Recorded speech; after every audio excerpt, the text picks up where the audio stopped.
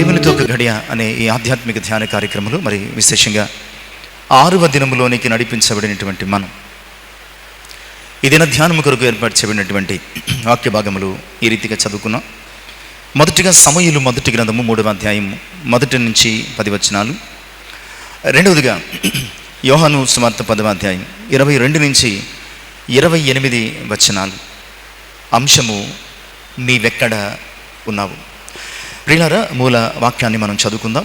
సమూయేలు మొదటి గ్రంథము 3వ అధ్యాయము 2-3 వచనాలను మనం చదువుకుందాం.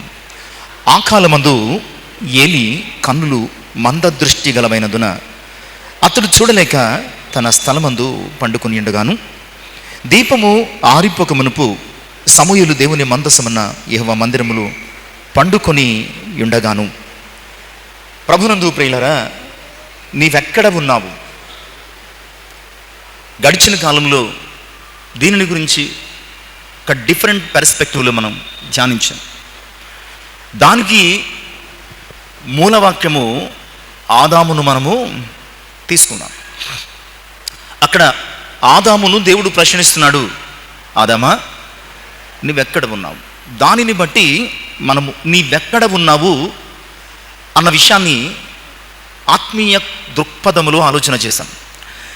ఈరోజు కూడా అంశము నీవెక్కడ ఉన్నావు అని అన్నప్పటికీ ఇది దానికి భిన్నమైనటువంటి కోణములు మనము ఆలోచన చేయబోతున్నాం. ఎందుకంటే నువ్వు ఎక్కడ ఉన్నావో ఆ స్థితిని బట్టి, ఆ స్థలమును బట్టి దేవుడు నిన్ను దర్శించడం అనేది ఉంటుంది.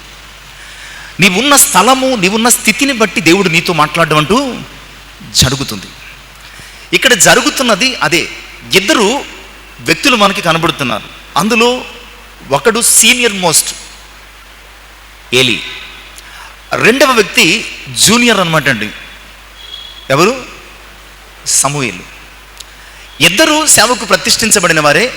ఏలి యాజకునిగా చాలా సంవత్సరాల నుంచి పనిచేస్తున్నాడు. సమూయేలు కొన్ని సంవత్సరాలుగానే తల్లి చేత ప్రతిష్ఠించబడి దేవుని చేత ఎన్నుకోబడి పని చేస్తున్నాడు. అక్కడ ఈ అధ్యాయపు మొదటి వచనంలో వ్రాయబడుతున్న మాట ఏమిటంటే, బాలుడైన సమూయేలు ఏలి ఎదుట యెహోవాకు పరిచర్య చేయుచుండెను.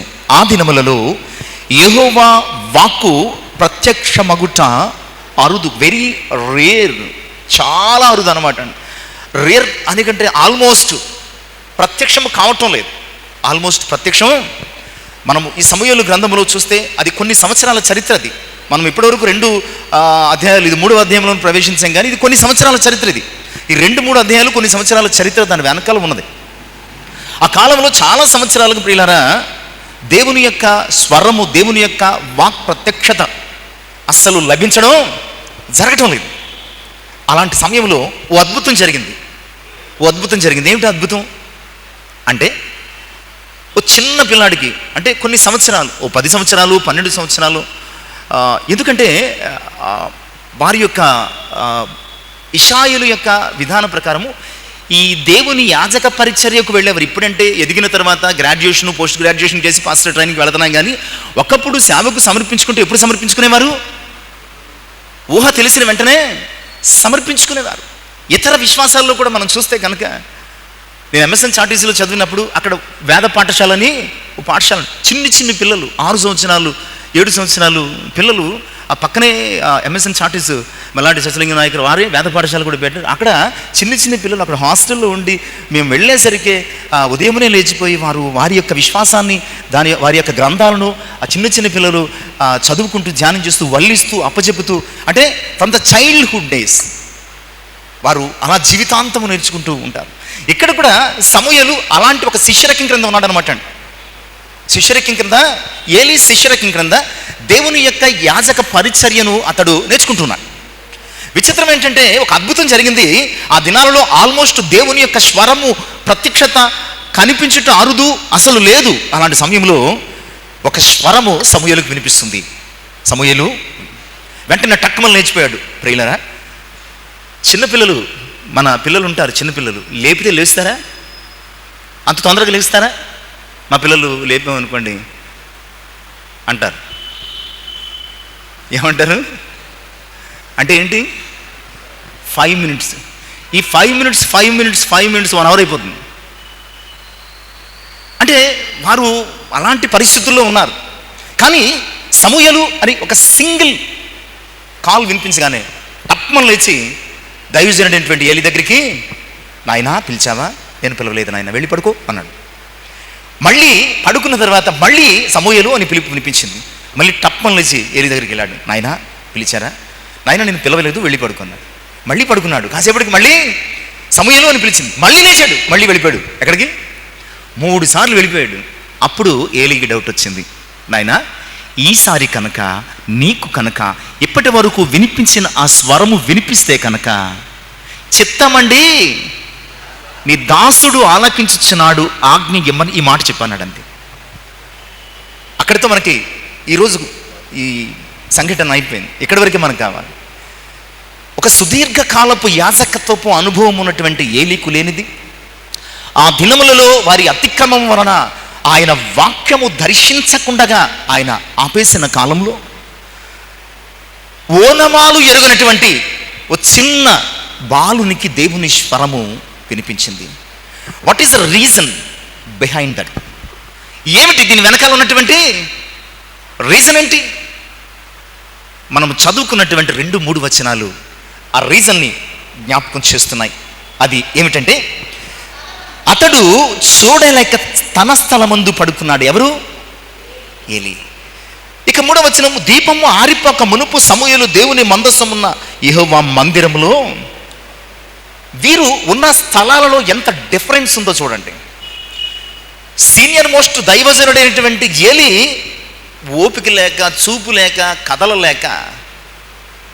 ఇక్కడ ఒక విషయం గమనించాలి. ఇంకా అతడు సర్వీసులో ఉన్నాడు. ఇది గమనించాలి. ఇంకా అతడు సర్వీసులో ఉన్నాడు. నీకు చూపు లేదు, మరొకటి లేదు, నాకు అనవసరం. అంతే కదండి. ఇప్పుడు ప్రభుత్వ ఉద్యోగంలో ఉన్నామండి, నాకు కళ్ళు ఆంటవలేదండి, నేను ఇంటి దగ్గరే ఉంటాను అంటే ఊరుకుంటారా? పిఆర్ ఇచ్చే అంటారు. అతడు చూపు కనిపించక అతడటండి ఎక్కడున్నాడో అక్కడే ఉండిపోతున్నాడట. అయ్యో దేవుడు నాకు అప్పగించిన పని ఇది, నేను చేయాల్సిన పని ఇది, నేను ఫలానా చోటకి వెళ్ళాలి, అక్కడే ఉండాలి. దేవుని స్వరం ఎక్కడ ప్రత్యక్షమవుతుంది అక్కడే నేను ఉండాలి. అక్కడ పరిచర్యలో నేను 24/7 నేను అలర్ట్తో ఉండాలి. ఇవేమి మానేసేసి తన బలహీనతను అడ్డు పెట్టుకుని ఏలి తన దగ్గరే కూర్చోండి. ఎక్కడున్నాడో. చాలాసార్లు ప్రియులారా, మన జీవితంలో దేవుని స్వర ప్రత్యక్షత కలుగకపోవడానికి కారణం ఏంటంటే, మనము ఉన్న చోటే ఉండిపోతున్నాం.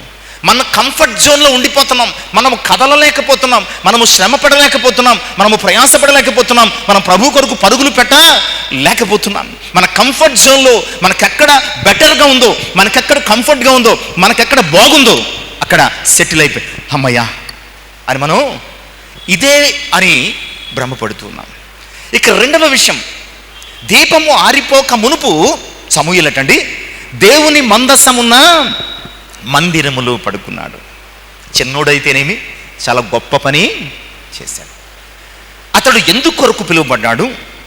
ఎవని స్వరము వినిపించబోతుంది, ఎవని ప్రత్యక్షత తనకి కావాలో ఆయన స్థలమందు వెళ్ళి పండుకున్నాడు. ఈరోజు నీవెక్కడ ఉన్నావన్న ప్రశ్నకు ఈ రెండింట్లో నీ సమాధానం ఏంటి? నువ్వు ఉన్న స్థలంలో నువ్వు ఉంటున్నావా, లేదంటే దేవుని స్థలంలోనికి నువ్వు వెళుతున్నావా? నీవున్న స్థలంలో నీవుంటే ఎప్పటికీ దేవుని స్వరం నీవు వినలేవు. దేవుడున్న స్థలంలోనికి వెళితే ప్రతి క్షణము దేవుని స్వరము నీకు వినిపిస్తుంది. ఈనాటి ప్రశ్నకు వెనక ఉన్న ఉద్దేశం ఇదే. నీవెక్కడ ఉన్నావు? ఏలీలాగా నీ ఉన్న స్థలంలోనే ఉండిపోతున్నావా? దేవుని పిలుపును, దేవుని ప్రత్యేకతను, దేవుని యొక్క కృపను మరిచిపోయి నీ ఉన్న స్థలములోనే ఏళ్ల తరబడి నిష్ప్రయోజనకరంగా, నిష్ఫలముగా, నిరుపయోగంగా ఉండిపోతున్నావా? లేదంటే దేవుడు నిన్ను ఏర్పాటు చేసుకుని పిలుచుకునేది మొదలుకొని దేవుని కొరకు తపన పడుతూ, దేవుని కొరకు వాడబడుతూ, దేవుని కొరకు ప్రయాసపడుతూ, దేవుని కొరకు మాత్రమే బ్రతుకుతున్నావా? ఆలోచించు. దానిని బట్టి దేవుడు నిన్ను దర్శించడం అంటూ జరుగుతుంది. దానిని బట్టి దేవుని ప్రత్యక్షత నీకు దొరుకుతుంది. దానిని బట్టి మాత్రమే దేవుని యొక్క స్వరం. చూడండి, సమూయేలుకి వినిపించింది కానీ ఏలికి వినిపించలేదు. ఎందుకంటే సమూయేలు ఎక్కడున్నాడు? దేవునికి దగ్గరగా ఉన్నాడు. ఏలి ఎక్కడున్నాడు? దూరంగా ఉన్నట్లు మనం చూస్తున్నాం. ఈరోజు ఆయన వాక్యమే మనల్ని బ్రతికిస్తుంది. చక్కటి పాట తల్లులు పాడారు. అలాగే దేవుని వాక్యము మనల్ని బ్రతికిస్తుంది. మనుషుడు రొట్టె వలన మాత్రము ఆయన నోట నుంచి వచ్చి ప్రతి మాట వలన జీవిస్తాడు కనుక ఈరోజు మనం బ్రతకాలంటే, మనం జీవించాలంటే, మనము నిత్య జీవానికి వారసులం కావాలంటే ప్రియులారా, ఖచ్చితంగా దేవుని స్వరం మనకు కావాలి. దేవుని స్వరము మాత్రమే. మనిషి స్వరం అటండి మనల్ని మరణానికి నడిపిస్తుందట. దేవుని స్వరము మనల్ని జీవానికి, నిత్య జీవానికి వారసుల్ని చేస్తుందటండి. ఈ లోకంలో దేవుని స్వరము తప్ప మరి ఏ స్వరమైనా నేను ఎక్కడికి నడిపిస్తుంది? ఇదిగో అవమ్మా ఇది నిజమా అనే మాట వినిపించింది. ఎక్కడికి తీసుకెళ్ళిపోయింది? చావునకు తీసుకెళ్ళిపోయింది. ప్రియులరా, నీవు దేవుని స్వరము తప్ప ఈ లోకములో మరి ఎవరి స్వరము, ఏ స్వరము విన్నా అది నిన్ను ఎక్కడికి తీసుకెళ్తుంది? It's leads to death. అది మరణానికి నిన్ను నడిపిస్తుంది. ఒక్క దేవుని స్వరమే అది నిన్ను జీవములోనికి, సమృద్ధి జీవములోనికి, ఆపై నిత్య జీవములోనికి నడిపిస్తుంది. కనుక నీవెక్కడ ఉన్నావు ఆలోచన చేసుకో. ప్రియులారా, ఆదామును దేవుడు పిలుస్తున్నాడు ఆదికాండం 3వ ఆదామా నువ్వెక్కడ ఉన్నావు?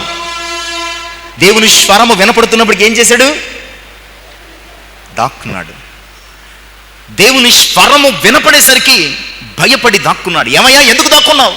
నీ స్వరము వినిపించి నాకు భయం వేసింది. ఎందుకు భయం వేసింది? దిగంబరిగా ఉన్నాను.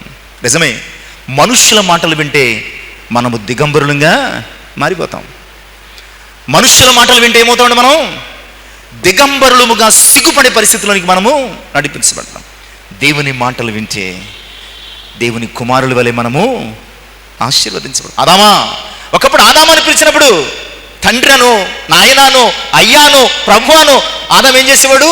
ఆయన పాదాల దగ్గరికి వెళ్ళి కూర్చునేవాడు. ఇప్పుడు ఆదామాని పిలిస్తే పారిపోతున్నాడు. ఎక్కడున్నావయ్యా? ఇదిగో నువ్వు పిలిచినప్పుడు భయపడి దాక్కున్నాను. ఎందుకు దాక్కున్నావు? నాకు బట్టలు లేవయ్యా. ఎందుకు బట్టలు లేవు? అపవాది మాట విన్నావు గనక బట్టలు లేకుండా పోయింది. సిగ్గుపడాల్సిన పరిస్థితి వచ్చింది. ఈరోజు నువ్వు ఎక్కడ ఉన్నావు? దేవుని స్వరము వినిపించే స్థలంలో ఉన్నావా?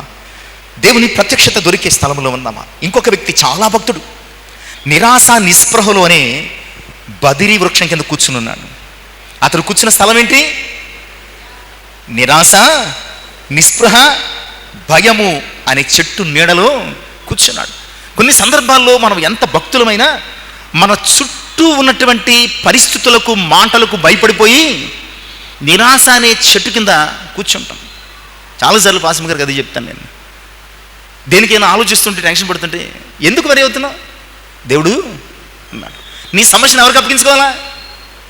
మనుషులకు అప్పగించుకోవాల్సిన అవసరం లేదే. దేవుడికి అప్పగించుకో.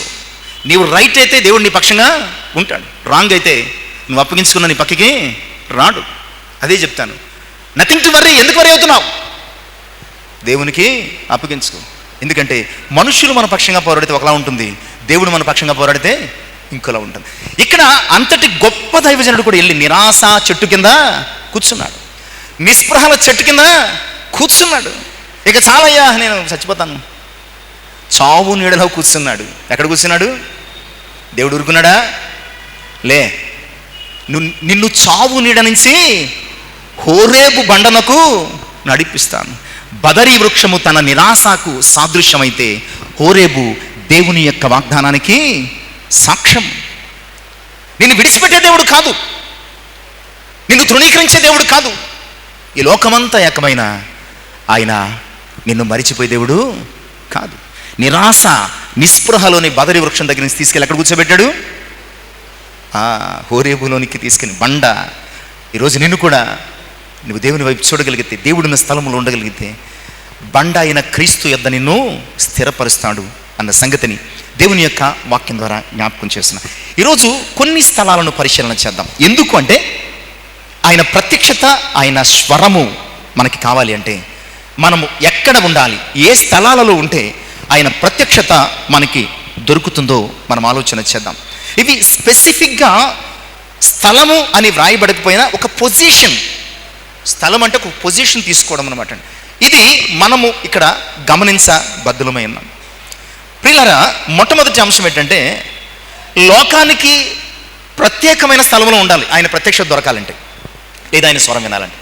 మొట్టమొదటి అంశం ఏంటంటే లోకానికి వేరైన స్థలములు, లోకానికి ప్రత్యేకించబడిన స్థలములు, అది ఒక స్థలం కావచ్చు, లేదా మన బిహేవియర్, మన పొజిషన్ కావచ్చు. అంతే కదండి, స్థలమే కావచ్చు, లేదంటే మనము స్టాండ్ అయినటువంటి పొజిషన్ కావచ్చు. ఇదేంటంటే లోకమునకు ప్రత్యేకమైన స్థలములు ఉండాలి. ఆదికాండము 6వ అధ్యాయము 9-13 వచనాలు మనం త్వరగా చదువుదాం. నోవహు వంశావళి ఇదే. నోవహు నీతిపరుడును తన తరములో నిందారహితుడునై ఉండెను. చాలండి. నోవహు ఏ స్థలములో ఉన్నాడు? నోవహు, లోకమంతా ఎలా ఉందండి? చెడిపోయింది, బలత్కారంతో నిండిపోయింది. లోకస్తులను చూసి అయ్యో అనవసరంగా వీళ్ళని నేను పుట్టించానే అని సంతాప పడిపోయాడండి. ఒక్కసారిగా జలప్రలయంతో నాశనం చేయాలనుకున్నాడు. అలా అనుకున్న సమయంలో ఒక నోవహు అనే వ్యక్తి తన స్థలంలో కూర్చుని ఉన్నాడు. ఆ స్థలం ఏంటో తెలుసా? నీతి అనే స్థలంలో కూర్చున్నాడు. నిందారహితుడు అనే స్థలంలో కూర్చున్నాడు. దేవునితో కూడా నడిచే స్థలంలో కూర్చున్నాడు. ఇది లోకమునకు ప్రత్యేకమైన స్థలంలో కూర్చోవడం అంటే ఏంటండి? లోకమంతా తింటూ త్రాగుచూ పెళ్లి చేసుకుంటూ పెళ్లికిచ్చుకుంటూ లోక సంబంధమైనటువంటి జీవితంలో జీవిస్తున్నప్పుడు వారున్న స్థలములోనికి లోతు వలె నోవహు వెళ్ళలేదు. తాను దేవుడు ఏ స్థలములో ఉంచాడో ఆ నీతి కలిగిన స్థలములో, ఆ నిందారహితమైన స్థలములో దేవునితో నడిచే ఆ స్థలములో కూర్చున్నాడు. కదలలేదండి. వీళ్ళు వచ్చారు, వాళ్ళు వచ్చారు, లోకమంతా వెళ్ళిపోతుంది. లోకంతో పాటు తాను వెళ్ళిపోలేదు, లోకంతో తాను కలిసిపోలేదు. నలుగురితో వెళ్ళాలి కదండి అని లోకముతో అతడు కలిసిపోలేదు. చాలా ప్రత్యేకించబడి తన యొక్క సాక్ష్యాన్ని కాపాడుకున్నాడు, తన యొక్క పొజిషన్ని కాపాడుకున్నాడు, తన క్యారెక్టర్ని కాపాడుకున్నాడు, తన యొక్క బిహేవియర్ని కాపాడుకున్నాడు. దీనినే లోకమునకు ప్రత్యేకమైన స్థలములో ఉండడము అని వాక్యం జ్ఞాపకం. ఇతరుల గురించి 7వ అధ్యాయం 1వ వచనములో నోవహుతోని దేవుడు డైరెక్ట్గా మాట్లాడుతున్న మాట ఏమిటో తెలుసా? నీ తరములో, ప్రియులారా, ఇప్పుడున్న అక్కడ ఉన్నటువంటి జనములో కదటండి, ఆ యొక్క తరములోనే, తరం అంటే ఇంచుమించుగా 20-25 సంవత్సరాలు 30 సంవత్సరాలు ఉంటుంది. అప్పుడైతే ఇంకా ఎక్కువ సంవత్సరాలు ఉండేదేమో. ఆ తరములోనే నోవహు వంటి ఆ తరములో తనదైనటువంటి ఒక ప్రత్యేకమైన స్థలములో నోవహు కూర్చున్నాడు. అందుకని ప్రియులారా, లోకాన్నంతా చూసినప్పుడు ఎవరితో మాట్లాడాలని దేవునికి అనిపించలేదు. తన ప్రత్యేకమైన స్థలములో లోకముతో కలిసిపోకుండా నీతిని, పరిశుద్ధతను, సాక్ష్యమును కాపాడుకుంటూ ఒక సపరేట్ స్థలములో ఉన్నటువంటి నోవహుతో మాట్లాడడం మొదలుపెట్టాడు. నోవహులే, ఒక ఓడ కట్టుకో, ఈ లోకాన్ని నేను నాశనం చేయబోతున్నా, నీవు నీ ఇంటి వారు రక్షించబడండి. నిజమే ప్రియులారా, నువ్వు ప్రత్యేకమైన స్థలంలో దేవుని కొరకు నిలబడగలిగితే, నువ్వు ప్రత్యేకమైన స్థలంలో దేవుని కొరకు జీవించగలిగితే, నువ్వు ప్రత్యేకమైన స్థలంలో దేవుని కొరకు బ్రతకగలిగితే, ఈ లోకము నుంచి ఆయన నిన్ను ప్రత్యేకపరుచుకుని ఆయన సాక్షిగా, సాధనముగా నీ ద్వారా ఒక కొత్త తరాన్ని ఆయన సృష్టిస్తాడు అన్న సంగతిని దేవుని యొక్క వాక్యం ద్వారా జ్ఞాపకం చేస్తున్నాం. కొరింథీయులకు రాసిన 2వ పత్రిక 6వ అధ్యాయము 18వ వచనపు మధ్య భాగము. కావున మీరు వారి మధ్య నుండి బయలుదేరి ప్రత్యేకముగా ఉండుడి. కావున మీరు వారి మధ్య నుండి బయలుదేరి ప్రత్యేకంగా, సపరేట్గా ఉండండి. దేవుని స్వరం వినిపించాలంటే మనం ఎలా ఉండాలంటే లోకానికి ప్రత్యేకంగా ఉండాలి. దేవుని దర్శనం, దేవుని ప్రత్యక్షత మనకు కావాలంటే మనం సపరేట్గా ఉండాలి. పేతురుకు దేవుని మాట కూడా, ప్రభు మాట కూడా గుర్తు రాలేదు. ఎందుకు? పేతురుకు ప్రభు మాట కూడా గుర్తు రాలేదు. ఎందుకండి? లోకస్తులతో కూర్చుని లోకానుసారమైన కబుర్లు చెప్పుకుంటూ బతికేశాడు. ఎప్పుడు గుర్తొచ్చింది? కోడి కూసినప్పుడు ప్రభు పేతురు వైపు చూశాడు. అప్పుడు గుర్తొచ్చి సంతాపపడి, ప్రియులారా, నువ్వు లోకస్తులతో ఉన్నంతసేపు, లోకస్తునిగా బ్రతికినంతసేపు నీకు దేవుని స్వరము, ఆయన స్వరం ఏంటో కూడా నువ్వు గ్రహించిన, విన్న పట్టింపు ఉండదు. ఎలాంటి మార్పు మన జీవితంలోనికి రాదు. అదే ఆయన స్థలములో నీవు ఉండగలిగితే, దేవుని లోకానికి ప్రత్యేకంగా నీకు ఉండగలిగితే, ఖచ్చితంగా ఆయన నీతో తన స్వరముతో మాట్లాడతాడు. ఎందుకంటే యోహాను 10:20 మనం చదువుకున్న 2వ భాగం, ఆయన గొర్రెలు, ఆయన అంటున్నాడు, నా గొర్రెలు నా స్వరం. ప్రత్యేకించబడ్డమంటే మనము ఆయన గొర్రెగా జీవించడం. ఇక 2వ అంశం, మొదట ప్రత్యేకమైన స్థలంలో ఉండాలి. నీవెక్కడ అంటే ఈరోజు సమాధానాలు ఏంటంటే, అయ్యా నేను ప్రత్యేకమైన స్థలంలో నీ స్వరం వినడానికి నేను సిద్ధపడి ఉన్నాను. రెండవది ఆయన ప్రత్యక్షమయ్యే స్థలంలో ఉండాలి. మొదటిది ఏంటండి? ప్రత్యేకమైన స్థలములో ఉండాలి. రెండవది ఆయన ప్రత్యక్షమయ్యే స్థలములో ఉండాలి. నిర్గమకాండము 3వ అధ్యాయం. సమయం అవుతుంది, దయచేసి త్వరగా రెఫరెన్సులు తీసి సహకరించగలరని నేను ఆశిస్తున్నాను. నిర్గమకాండము 3వ అధ్యాయము 3-4 వచనాలు. అప్పుడు మోషే ఆ 10 ఏళ్ల కాలిపోలేదు, నేను ఆతటునకు వెళ్ళి ఈ గొప్ప వింత చూచెదను అనుకోని దానిని చూచుటకు అతడు ఆతటునకు వచ్చుట యెహోవా చూచెను. దేవుడు ఆ 10 అడుగులు ఉండి మోషే మోషే very first time in his life ఏదో 10 కాలిపోతుందో నాకెందుకు అనుకున్నాడా? ఏదో అవుతుందో నాకెందుకు అనుకున్నాడా? నేను, నా మంద, నా భార్య, నా పిల్లలు, నా మాంగారు అనుకున్నాడా? లేదే. ఒక రకమైన ఆ 10లో దేవుని ప్రత్యక్షత పట్ల, అది దేవుని ప్రత్యక్షత అతనికి తెలియకపోయినా ఆసక్తి కలిగి ఆయన ప్రత్యక్షత లభించిన ఆ 10 దగ్గరికి వెళ్ళాడండి. ఆ 10 దగ్గరికి వెళ్ళాడు. ప్రియులరా, చాలాసార్లు మనము ఏదన్నా కాలిపోతుంది అనుకోండి, దగ్గరికి వెళ్తామా? వెళ్ళాం. వాళ్ళని నీళ్ళు అంటే నీళ్ళు చల్లండి, ఇసుక చల్లండి, నువ్వు చల్లొచ్చు కదా, మనం చల్లం. ఇక్కడ అలాంటి ఒక ప్రమాదభరితమైన స్థలంలోనూ కూడా మోషే, ఇది మాత్రమే కాదు, ఇందులో ఉన్నటువంటి పెద్ద విషయం ఏంటంటే నిర్గమకాండము 3వ అధ్యాయం 1వ వచనం. మోషే మిద్యాను యాజకుడిని ఇత్రో అను తన మామ మందను మేపుచు ఆ మందను అరణ్యము ఆవలకు తొలికిని పోయి దేవుని పర్వతమైన, ఇది మెయిన్ ట్విస్ట్ అనమాట అండి. మెయిన్ ట్విస్ట్ ఏంటి?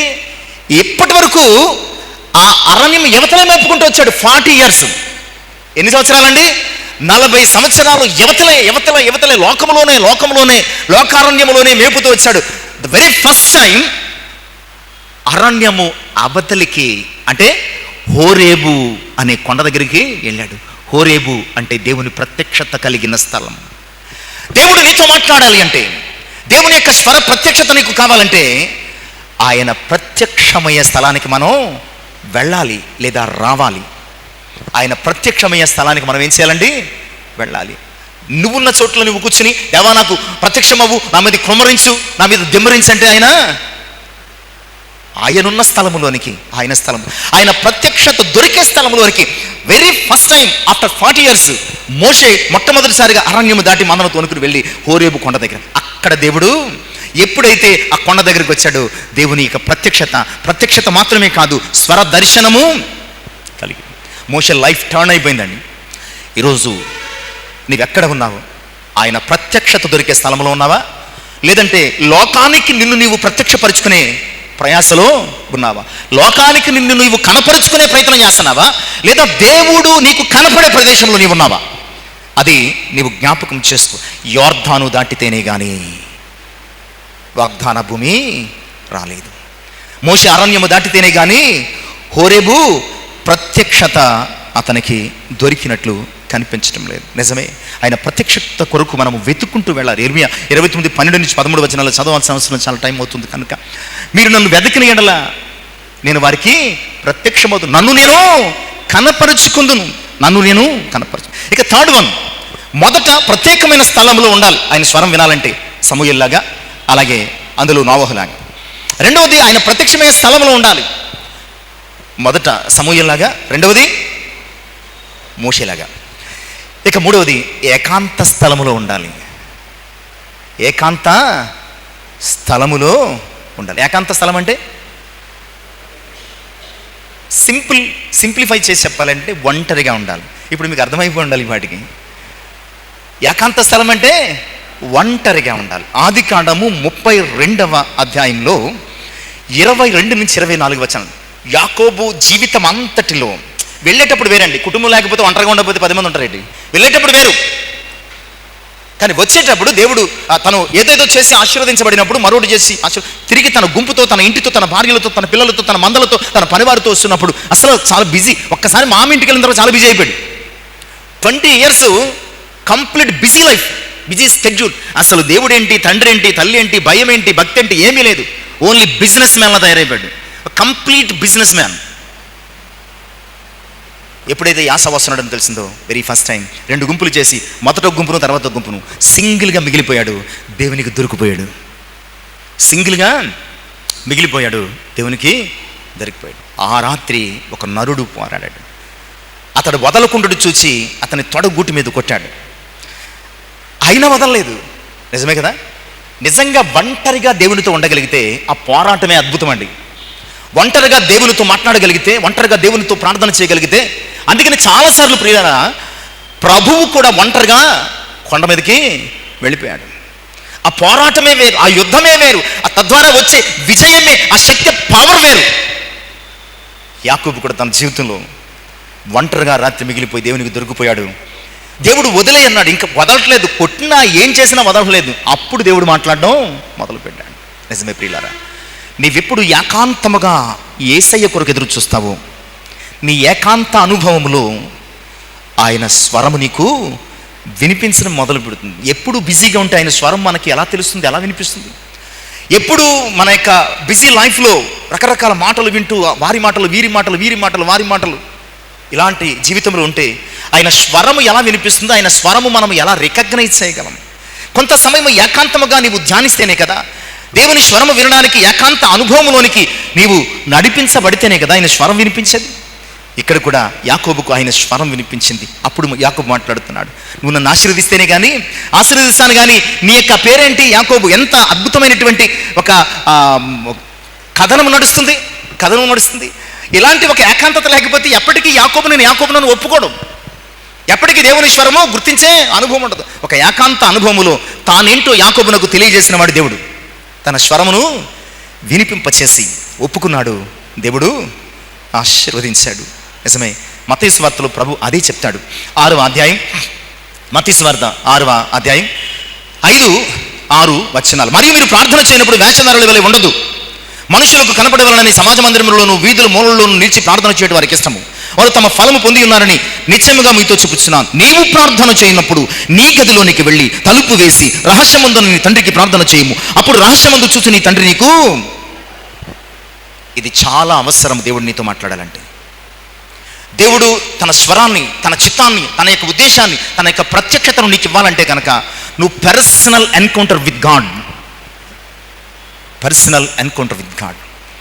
నిజమే. మూడవది ఏంటంటే, ఏకాంత స్థలములో ఆయన నిన్ను దర్శిస్తాడు, నీతో మాట్లాడదు. ఇక 4వది చూద్దాం. బలిపీఠం ఉన్న స్థలములో ఆయన నిన్ను దర్శిస్తాడు.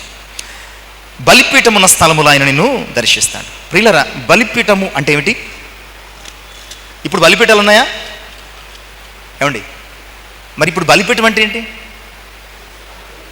ప్రార్థన, విజ్ఞాపన అనుభవం.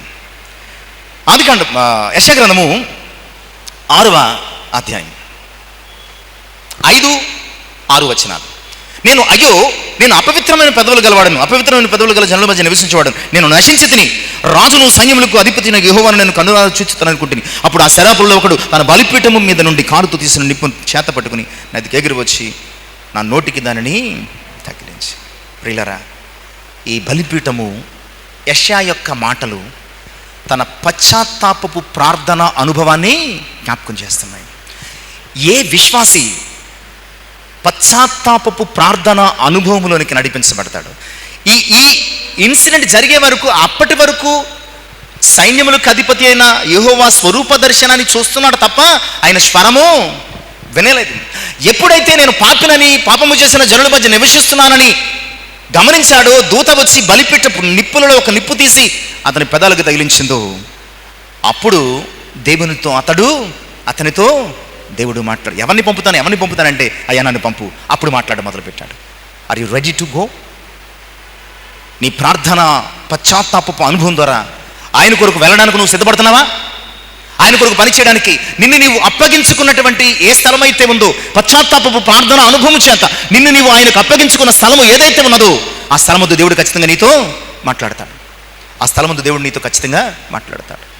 పశ్చాత్తాపపు ప్రార్థన బలిపీఠపు అనుభవం, ఆయనకు అప్పగించుకున్నటువంటి ఆ కమిట్మెంట్, ఆ డెడికేషన్ మన జీవితంలో లేనంతసేపు ఆయన స్వరము మన జీవితంలో ఎంత మాత్రం కూడా వినిపిస్తుంది. ఆ కమిట్మెంట్ మనకు ఉండాలని దేవుని యొక్క వాక్యం ద్వారా జ్ఞాపకం చేస్తుంది. ఆ డెడికేషన్, ఆ పశ్చాత్తాపపు అనుభవం. నిజమే, తప్పిపోయిన కుమారుడు తిరిగి పశ్చాత్తాపంతో తండ్రి దగ్గరికి వచ్చి అయ్యా నేను పాపం చేశానని విజ్ఞాపనతో ఒప్పుకున్నప్పుడు ప్రకటిస్తున్నాడు, మాట్లాడుతున్నాడు. ఇతడు నా కుమారుడు తప్పిపోయి దొరికాడు, చనిపోయి బ్రతికాడు. మనము కూడా ఆయన దగ్గరికి రాగలిగితే, ప్రార్థన పశ్చాత్తాప ప్రార్థన అనుభవం చేత ఆయనకు లొంగిపోగలిగితే, ఆయన దగ్గరికి రాగలిగితే, ఆయనకు అప్పగించుకోగలిగితే ఆయన మనతో మాట్లాడతాడు. ఇక ఐదవ స్థలం ఆయన ఎక్కడ మాట్లాడతాడు, ఎక్కడ దర్శిస్తాడంటే ఉన్నత స్థలములలో ఆయన మనల్ని దర్శిస్తాడు లేదా మాట్లాడతాడు. రాజుల మొదటి గ్రంథం 3వ అధ్యాయం 4-5 వచనాలు. రాజుల మొదటి గ్రంథము 3వ అధ్యాయము 4-5 వచనాలు త్వరగా చూద్దాం. గిబియోను ముఖ్యమైన ఉన్నత స్థలమై ఉండేది గనుక బలులు అర్పించుటకై రాజు అక్కడికి పోయి ఆ బలిపీఠం మీద 1000 దహన బలులను అర్పించాను. గిబియోనులో యెహోవా రాత్రి వేళ స్వప్నమందు సొలొమోనుకు ప్రత్యక్షమై, నేను నీకు దేనిని ఇచ్చుట నీకిష్టమో దానిని అడుగుమని. ఇతడే ఒక ఉన్నతమైన స్థలంలో ఉన్నాడు. ఏంటది? సింహాసనం మీద కూర్చున్నాడు. దానిని విడిచి దేవుని ఉన్నత స్థలానికి వెళ్ళాడు. నిజమే ప్రియులారా, ఆయన ఉన్నత స్థలానికి మనం ఎక్కి వెళ్ళాలా? నేను రాజును కదా, లేకపోతే నేను మంత్రిని కదా, లేకపోతే నేను మరొకటి కదా అని నువ్వు అనుకుంటే నువ్వు ఫెయిల్ అయినట్టే. నీకు ఆయన స్వరము వినిపించదు. సమూయేలు తన సింహాసనం మీద నుంచి లేచి గిబియోను ఉన్నత స్థలమునకు వెళ్ళి అక్కడికి బలుడర్పించాడు. నిజమే, ఉన్నత స్థలములలో ఉన్నతమైనటువంటి నీ బ్రతుకును, నీకు చెందిన దాన్ని ఎప్పుడైతే దేవునికి అప్పగించుకుంటావో, ఎప్పుడైతే దేవునికి సమర్పించుకుంటావో అప్పుడు దేవుడు నీతో మాట్లాడు. ఇక్కడ ఉన్నత స్థలానికి వెళ్ళడం మాత్రమే కాదు, అక్కడ 1000 దహన బలులను అర్పించాను. ఈరోజు మనము కూడా ఆయన ఉన్నత స్థలములలో మనల్ని మనము సమర్పించుకోగలగాలి, అర్పించుకోగలగాలి, కమిట్ చేసుకోగలగాలి. అప్పుడు దేవుడు నీతో ఆ రాత్రి ఎప్పుడైతే ఉన్నత స్థలానికి వెళ్ళాడు, ఎప్పుడైతే బలుడు అర్పించాడు, ఎప్పుడైతే అర్పణ అర్పించాడు, ఆ రాత్రి మాట్లాడు. ఇప్పుడు కూడా నీవు దేవుని ఉన్నత స్థలములలో నిన్ను నీవు ఉన్నతంగా దేవునికి సమర్పించుకుంటే తప్పకుండా ఆయన నీతో మాట్లాడతాడు. ఏం కావాలో కోరుకో అన్నాడు. మాట్లాడడం మాత్రమే కాదు, కోరుకోమన్న తర్వాత అయ్యా నీవు ఇచ్చిన బాధ్యతలను నిర్వర్తించడానికి జ్ఞానం ఏమంటే, జ్ఞానం ఒకటి ఏంటయ్యా, డబ్బు తీసుకో, బంగారం తీసుకో, వెండి తీసుకో, ఐశ్వర్యం తీసుకో. ఇంకో మాట, నువ్వు నా మాట వింటే నీకు దీర్ఘాయుష్ కూడా. ప్రియులారా, దేవుడు మన ఉన్నతమైనటువంటి కమిట్మెంట్స్ని చూసి ఆయన మనతో మాట్లాడతాడు. దేవుని పట్ల మన కమిట్మెంట్స్ ఎప్పుడు ఎలా ఉండాలండి? గీచి గీచి గీచి అన్నట్టు పాచి పట్టినట్టు ఉండకూడదండి. దేవుని ఎడల మన కమిట్మెంట్స్ ఎప్పుడు కూడా చాలా హైగా ఉండాలి, చాలా ఉన్నతంగా ఉండాలి. అలా ఉన్నతంగా ఉన్నప్పుడు ఆ ఉన్నత స్థలం ముందు ఆయన మాట్లాడతాడు.